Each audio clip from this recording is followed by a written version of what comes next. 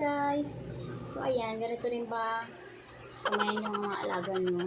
Ayaw kumain mag-isa. Gusto lagi nagpapasubo.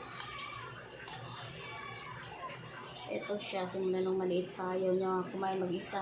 Gusto niya sinusubuan lagi.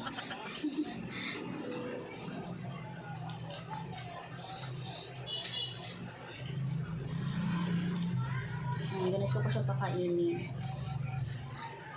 Sandali. Wait.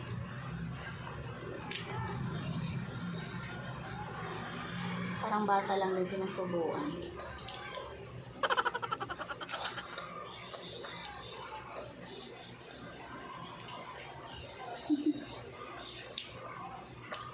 Yan.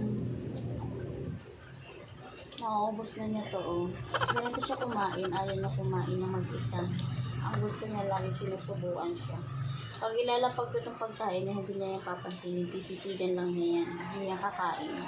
Hanggat hindi sinusubuan. Ayun, nauubos na niya.